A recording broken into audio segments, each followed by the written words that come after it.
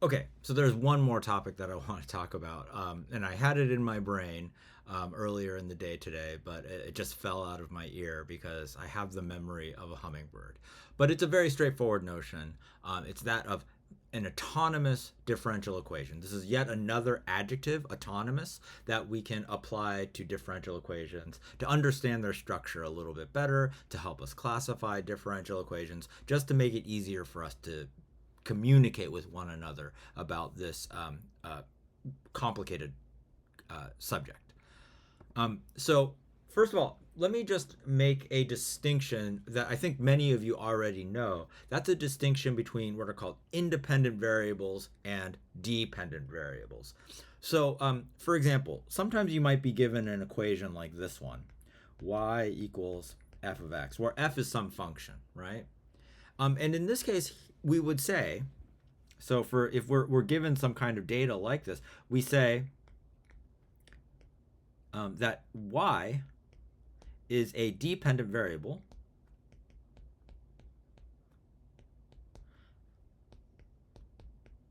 depending on x. And maybe I'll say a little bit more, depending on the independent variable x.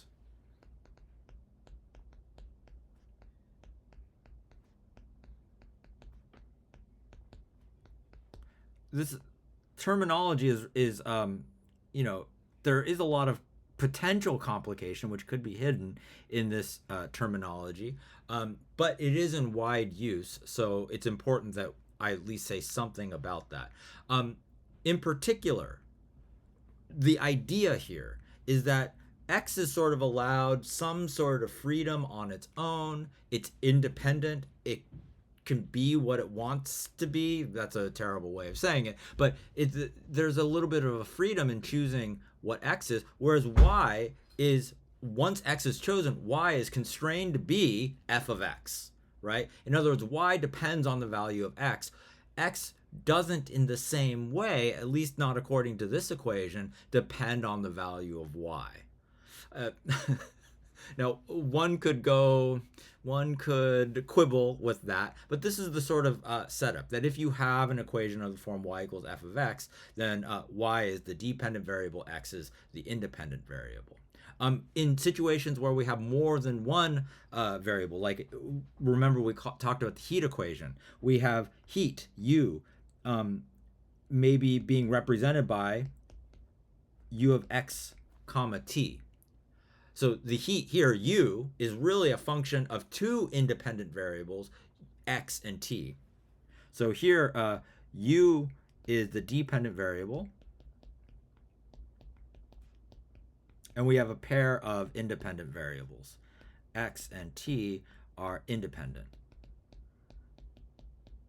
variables.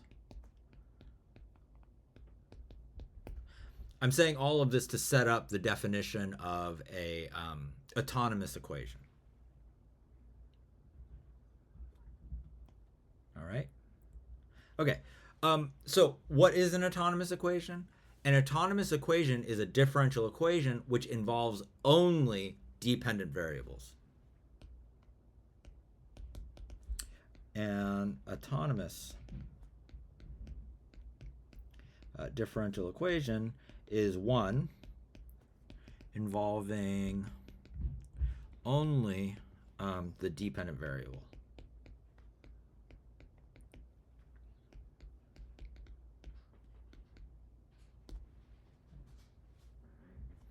Only the dependent variable. So, for example, our favorite example of a differential equation, the exponential growth equation, okay, is clearly autonomous.